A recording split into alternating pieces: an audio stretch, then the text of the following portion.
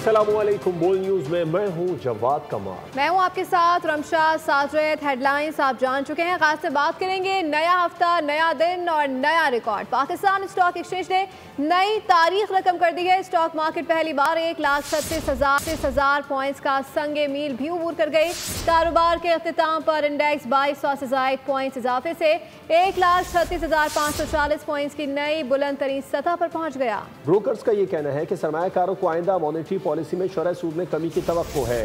Pakistan stock market पहली बार 1,36,000 points का संगे मील अबूर कर गई है। कारोबार के अख्तिताम पर इंडेक्स 2200 से ज़ायद पॉइंट्स इजाफे से 1,36,540 पॉइंट्स की नई बुलंद तरीन सतह पर पहुंच गया। ब्रोकर्स का ये कहना है कि सरमायाकारों को आइंदा मॉनेटरी पॉलिसी में शरह सूद में कमी की तवक्को है।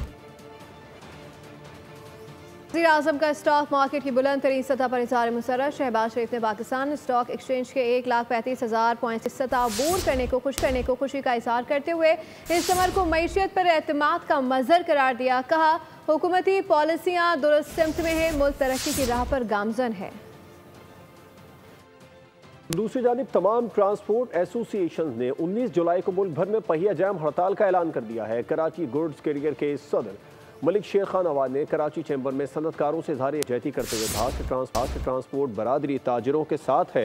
19 जुलाई को मुल्क में कहीं भी कोई सप्लाई या कोई गाड़ी नहीं चलेगी। दूसरी जानिब सदर लाहौर चैम्बर मियां अबूजर शाद ने हुकूमत की जानिब से मुज़ाकरात की पेशकश मशरूत तौर पर कबूल कर ली। ताहम वाज़ेह किया कि 19 जुलाई की मुल्कगीर हड़ताल अपने ऐलान के मुताबिक होगी। कारोबारी बरादरी को सख्त और जालिमाना पॉलिसियों के जरिए दीवार से लगा दिया गया है।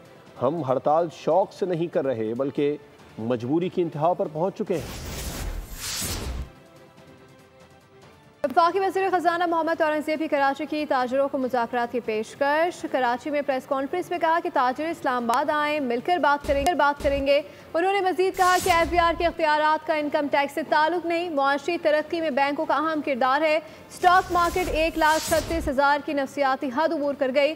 OICs पाकिस्तानी मईशत के इस्तेहकाम में कलीदी किरदार अदा कर रहे हैं। मैंने रिक्वेस्ट की है यूसुफ हुसैन साहब को और अब्दुल अलीम साहब को कि ये तशरीफ़ लाएँ इस्लामाबाद में। जो इनके कुछ आउटस्टैंडिंग इश्यूज़ हैं वो भी ये तशरीफ़ लाएँ और हम वहाँ पूरी टीम के साथ बैठेंगे और इस पे बात करेंगे। FBR को जो एडिशनल पावर्स दी गई हैं, इसका इनकम टैक्स के साथ कोई ताल्लुक़ नहीं है। ये सारा जो मामला है ये सेल्स टैक्स फ्रॉड का मामला है। बैंकों को चाहिए कि वो स्पॉन्सर्स के साथ मिलकर जो 6 यूनिट्स हैं उनको रिवाइव करें। Revival of the 6 units and the restructurings where banks can play a very major role. इस साल जो जून में ख़त्म हुआ है इसमें भी रफली $2.3 बिलियन की जो है वो रेमिटेंस की गई हैं in terms of dividends and the profits they had to repatriate. Punjab के अवाम की खिदमत मेरा फ़र्ज़ है। हमने ख्वाब को सच कर दिखाया है। कीमतों पर कंट्रोल करने के लिए इदारे का क़याम अमल में लाया गया है। लाहौर में Punjab enforcement and regulatory authority की तकरीब से मरियम नवाज़ का खिताब। कहा, DG पैरा हुकूमती इक़दामात की अमलदारी को यकीनी बनाएंगे। सड़कों और बाज़ारों से तजावुज़ात के खात्मे पर अवाम खुश हैं। डाला कल्चर के खिलाफ क्रैकडाउन शुरू कर दिया गया। मेरे बेटे की सिक्योरिटी की गाड़ी को पेट्रोलिंग ने रोका। जिसने बेटे का चालान किया उसको फ़ोन करके शाबाश दी। वज़ीर आला हो या उसका बेटा, वज़ीर हो या मुशीर, कोई कानून से बालातर नहीं। कमज़ोर को पिसने नहीं देंगे। पूरी रियासत उसके साथ खड़ी होगी। डर कर भागने वाला मेरी टीम का हिस्सा नहीं बन सकता। पैरा इस वक्त माशाल्लाह लाहौर डिवीज़न में इंशाअल्लाह ताला अगले हफ्ते से अपना काम शुरू कर देगी।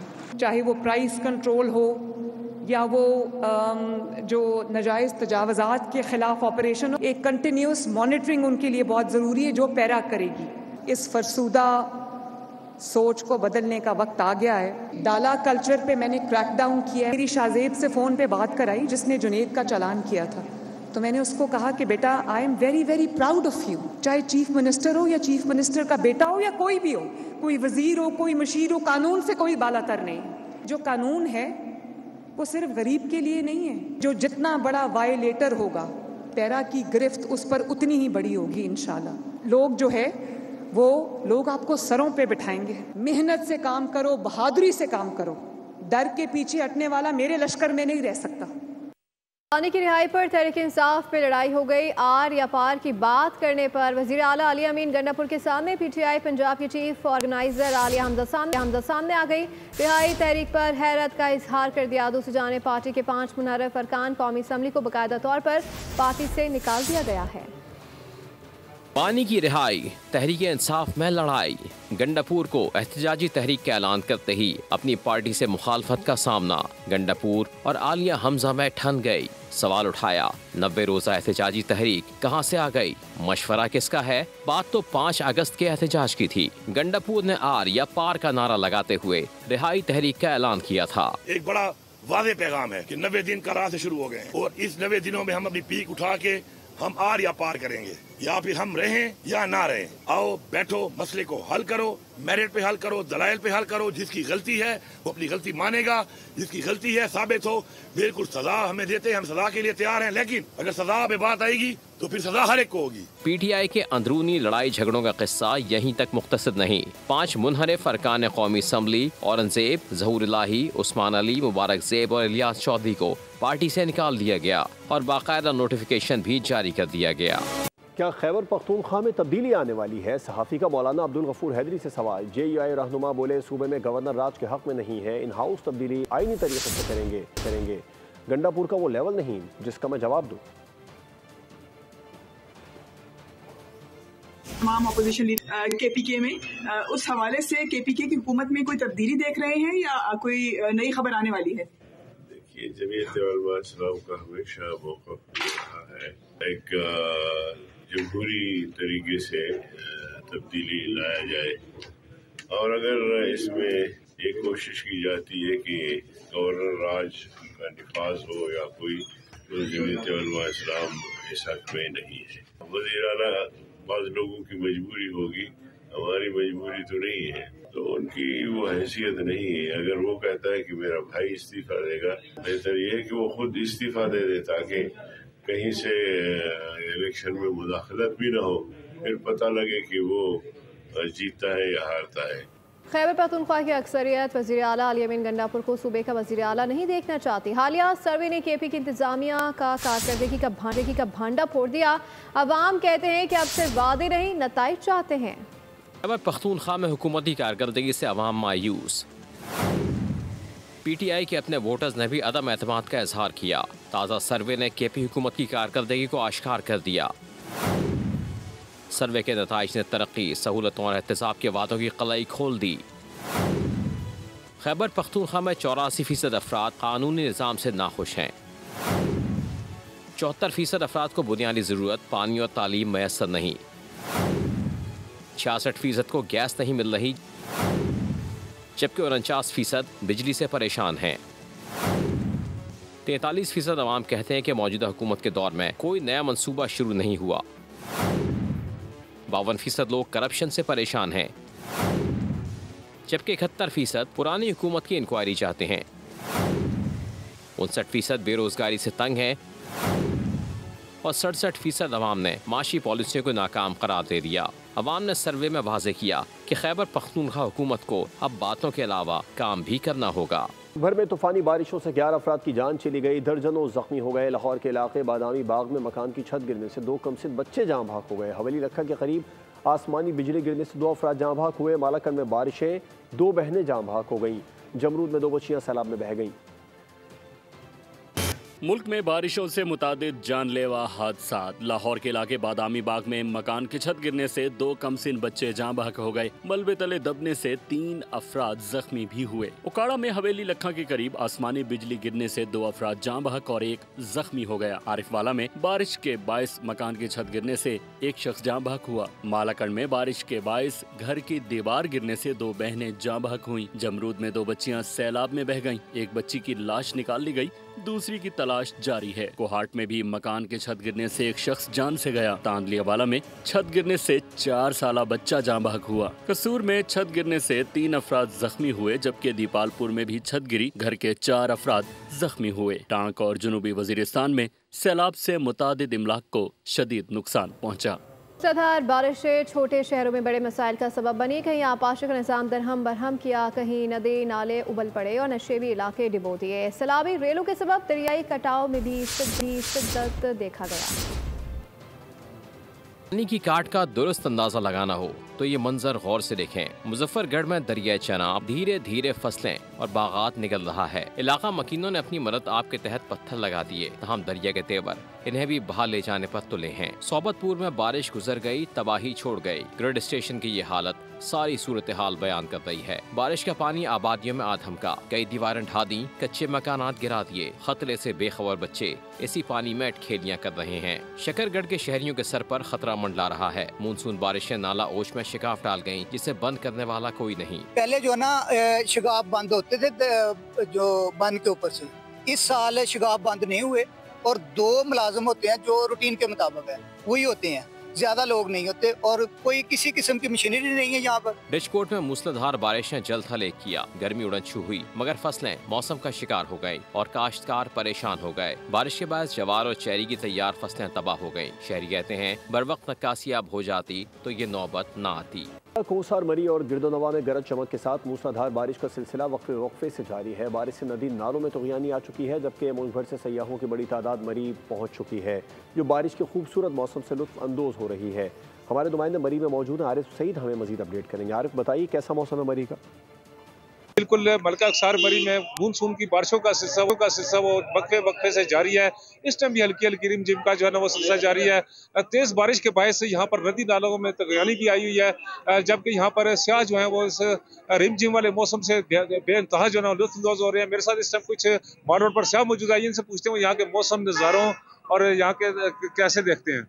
बहुत अच्छा मौसम जी, बहुत मजा आ रहा है जी, बहुत अच्छा मौसम है, जिम हो रही है जी, वीडियोस वगैरह बना रहे हैं, सब एंजॉय हो रही है। बहुत प्यारा मौसम है, इधर मौसम को एंजॉय कर रहे हैं। इधर के खाने वगैरह भी ट्राई किए, माशाल्लाह सब कुछ A1 है। यहाँ पर स्याह जो है वो इस मौसम को जो है खूब एंजॉय कर रहे हैं, चहलकदमी कर, कॉफी चाय पी कर, खाने खाकर, खाबे खाकर यहाँ पर जो है ना स्याह बेनकाब। बहुत शुक्रिया अपडेट करने के लिए। में बारिश बरसने का आगाज हो गया है। हैदराबाद शहर और गिरदोनवाह में बारिश से मौसम खुशगवार हो गया, गर्मी का जोर टूट गया। जामचोरो, कोटरी और मांझ नद में बरखा रुत, शहरियों ने सुख का सांस लिया है। बारिश से कबल तेज़ हवा और मिट्टी का तूफान आया। बारिश की बूंदों पड़ते ही मुताबिक फीडर स्ट्रिप कर गए।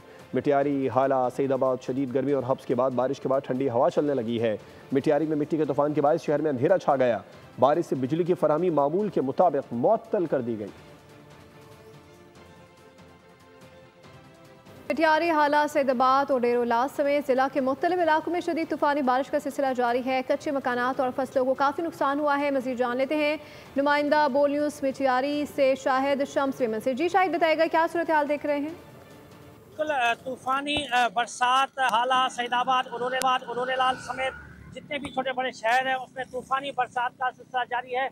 यहाँ पर भिरशा और हाला में ज़्यादातर बरसात जो हो रही है, ज़्यादातर तूफानी बरसात के बायस जो है कच्चे मकानात को यहाँ पर नुकसान हुआ है। यहाँ पर ज़रूरी ज़मीनों को नुकसान हुआ है और बहुत सारे फसल हैं उनको नुकसान हुआ है।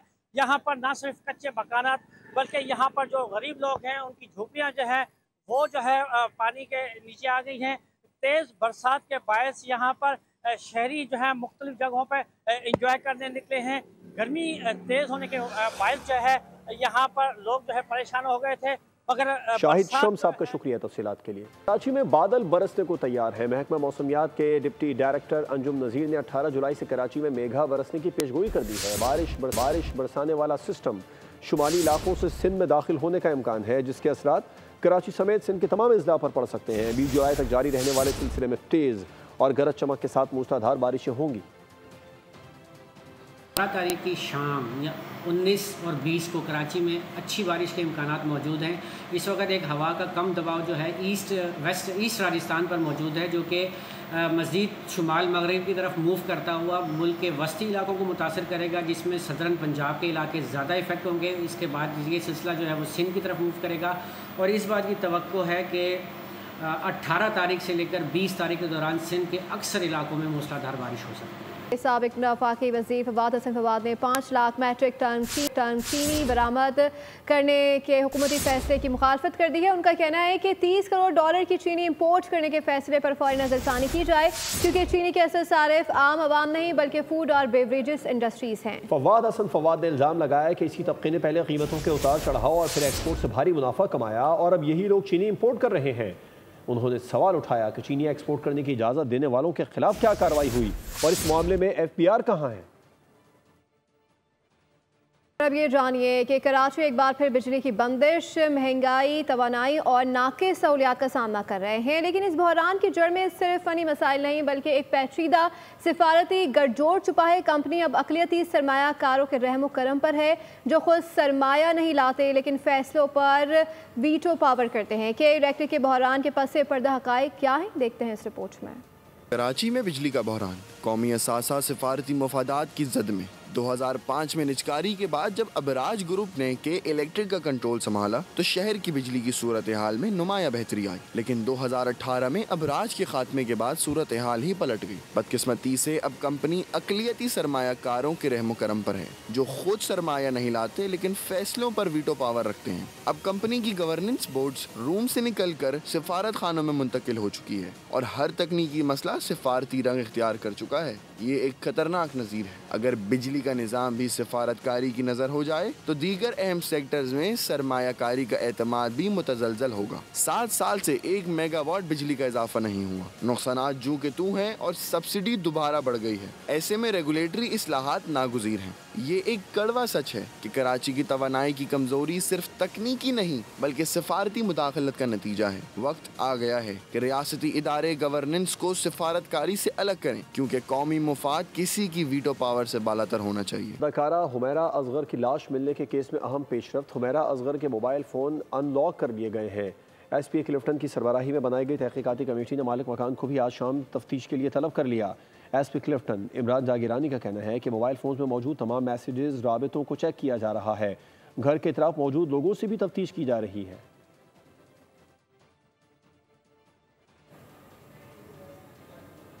कप के बाद जूनियर हॉकी वर्ल्ड कप के लिए भी पाकिस्तानी टीम को भारत ना भेजने का फैसला कर लिया गया है। फैसले से PHF हुकाम को आगाह कर दिया गया। फेडरेशन को बताया गया है कि मौजूदा सियासी और सिफारती सूरत हाल में रवा बरस कोई भी टीम भारत नहीं जाएगी। जूनियर हॉकी वर्ल्ड कप 28 नवंबर से 10 दिसंबर तक भारत में शेड्यूल है। इससे कबल हुकूमत ने सिक्योरिटी खदशात के पेश नज़र एशिया कप के लिए कौमी हॉकी टीम को भारत ना भेजने का फैसला किया था।